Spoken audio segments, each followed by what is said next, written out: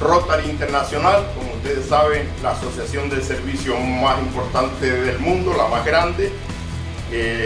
Precisamente el 23 de febrero pasado cumplió 114 años de su fundación.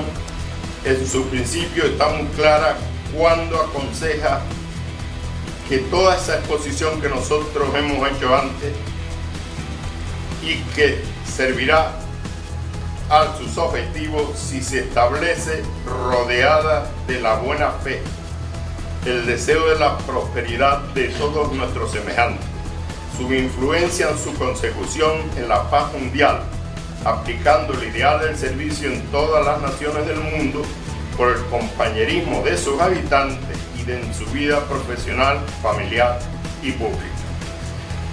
Todo este conglomerado de hechos y situaciones que hemos estado viendo aquí, sus circunstancias y sus realidades, no servirán de nada si no están acompañadas de la amabilidad, la educación, la cortesía, el trato cordial y afectivo que tenemos que darle en nuestra convivencia a todos nuestros semejantes.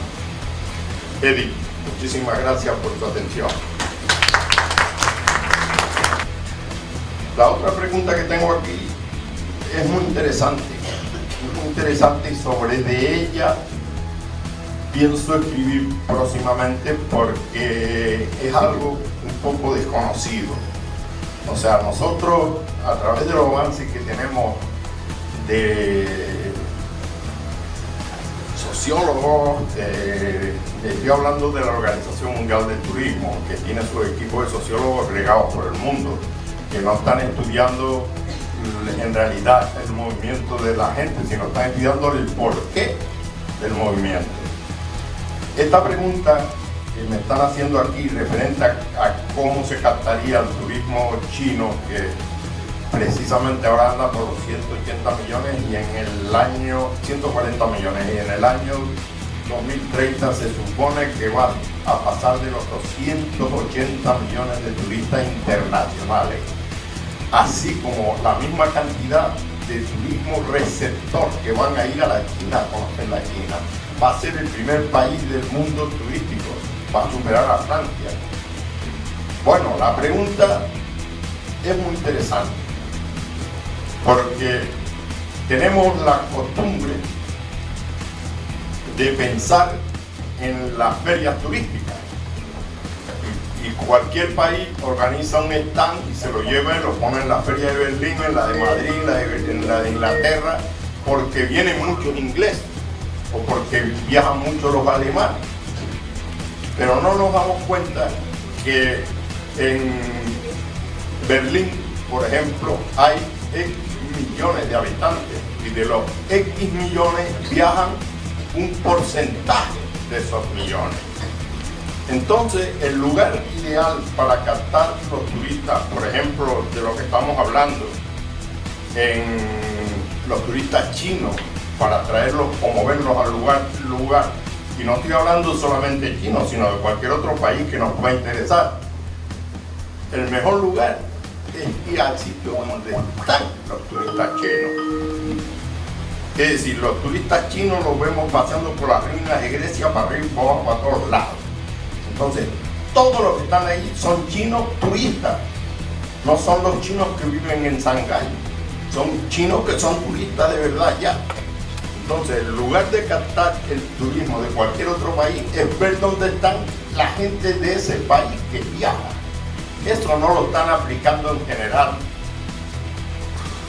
No me gustaría decirlo, pero los organismos empresariales y políticos mundiales que están yendo a eso, a la feria de Berlín, porque los alemanes viajan mucho. Pero claro, en la feria de Berlín lo que hablo, Berlín tiene X millones de habitantes, de los cuales el 4, el 5, el 6, el 10, el 20% viaja, pero los demás no.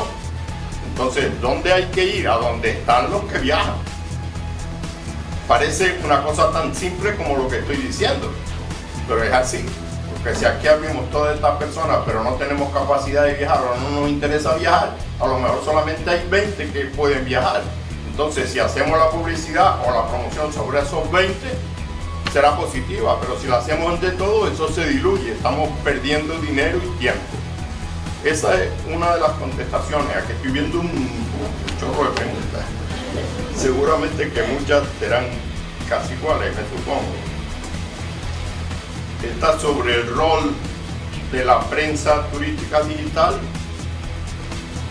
Estamos hablando de lo mismo, es vital. Esto mismo que yo les estoy diciendo a ustedes sobre cómo buscar los turistas, la prensa turística digital debe de informar sobre estos temas y debe de matizarlo, porque yo lo estoy diciendo, pero habría que ver la problemática de cada lugar a donde llega la prensa.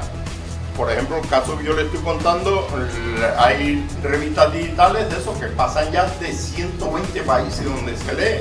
Entonces, ¿qué es lo que hay que estudiar? La forma de llegarle al público. Pero eso no se puede hacer sin conocimiento.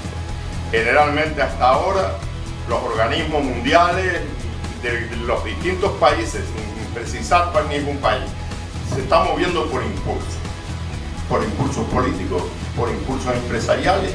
Por esa misma razón, dicen, no, que los españoles están viajando mucho. Pues voy a hacer propaganda en España. España tiene 80 y tantos millones de habitantes. Vaya usted a hacer propaganda donde estén los españoles que viajan. Así de sencillo, no hace falta darle muchas vueltas, ¿no? Lo del turismo sostenible, supongo que la mayoría de ustedes saben en qué consiste. En mantener lo que es, no en sostener como algunos malos políticos entienden, en sostener el movimiento del turismo, es decir, si me viene un 4%, conseguir que todos los años haya un 4%, no.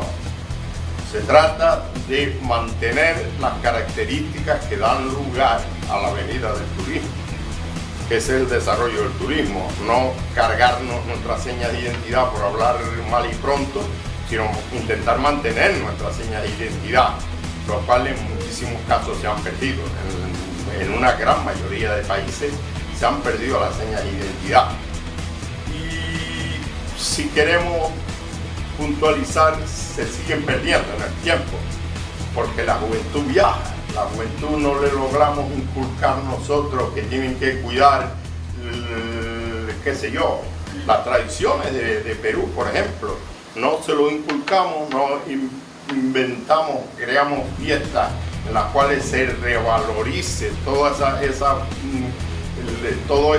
raigambres de nuestras raíces, no las cuidamos. Entonces se van perdiendo con el tiempo, porque la evolución de la sociedad va cambiando y se va innovando y se va olvidando realmente las raíces. Yo tengo muchas pruebas, imagínense si tendré pruebas por lo que les conté al principio, o sea que he visto transformarse en una isla que era de emigrantes a una isla donde hoy llegan remando los africanos, o sea que ya son unas islas que están invadidas, unas islas que eran puro emigrantes.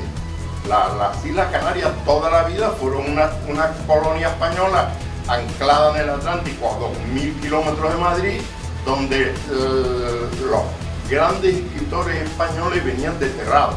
Es decir, Francisco Franco, el dictador, vino desterrado a Canarias y de Canarias organizó el golpe de Estado que duró 40 años.